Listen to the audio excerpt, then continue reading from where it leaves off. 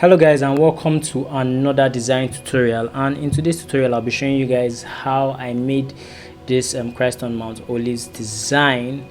All right, and this might actually be the shortest design in the shortest tutorial in the history of poster flyer tutorials. Right, so because my layers are really not that much, just very few stuff. So I would close this and yeah, open it back again from the first one.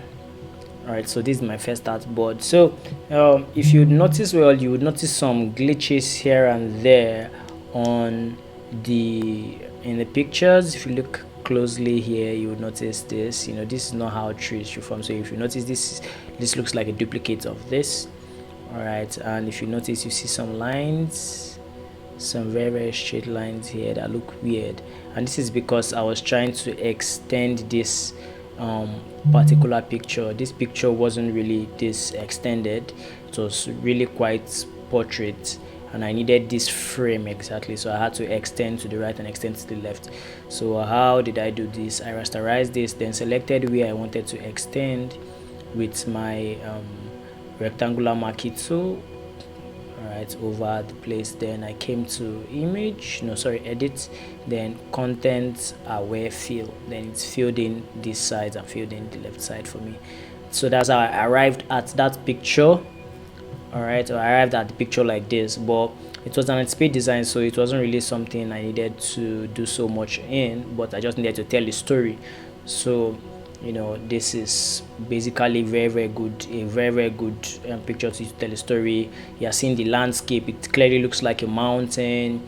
You're seeing the figure representing Jesus and all of that. If you're very familiar with Jesus on Mount Olives, you would know that this really depicts what a typical Mount Olives picture would look like, with Jesus teaching, all right, or Jesus about to teach and people ready to listen to him and all of that. So next thing I added was a gradient fill, because I was going to add some text down below here, so I added a gradient fill.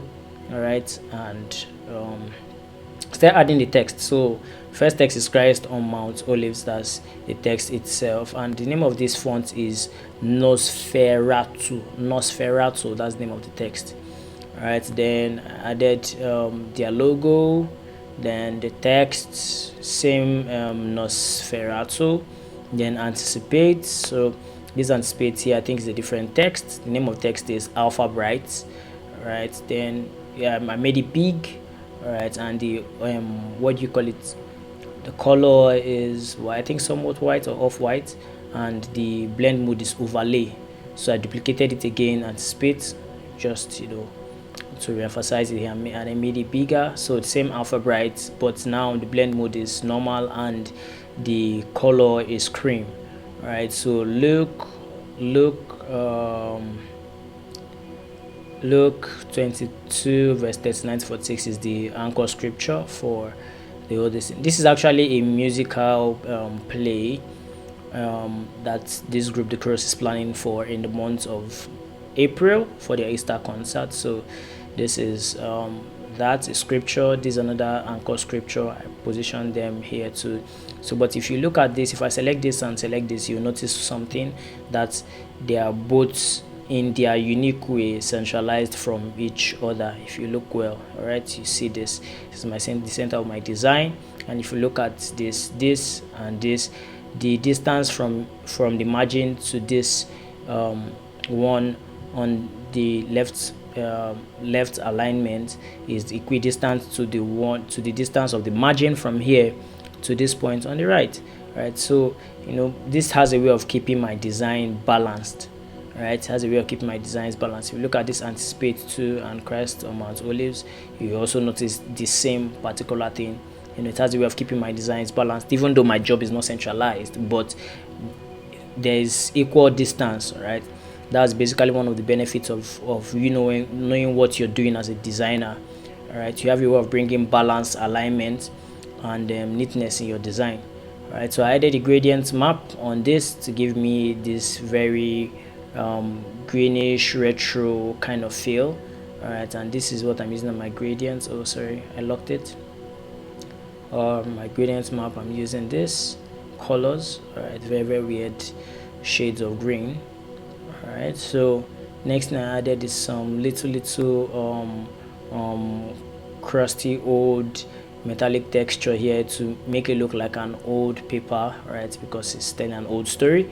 All right, then I added curves adjustment layer, all right, on top here to brighten up this place and still leave my darker part this way here. So curves adjustment layer just has a way of creating a form of balance between your foreground and your background, and giving you the necessary light and necessary darkness you can add to your design.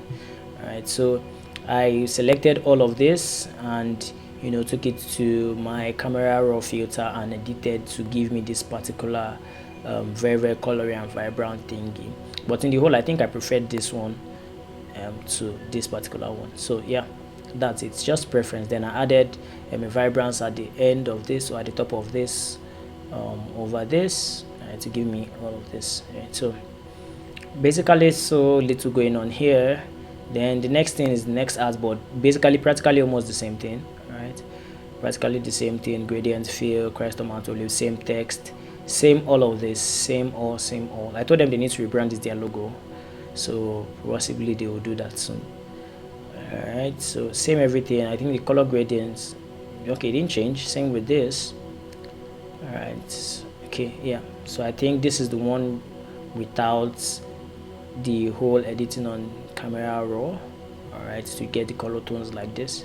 So yeah, that's really it. Nothing much vibrance at the top, to make it pop, and that's all about this design. Very simple stuff, and I hope you got value from it. If you got value from it, do well to subscribe, like, and share. Thank you, and see you in the next one. Bye.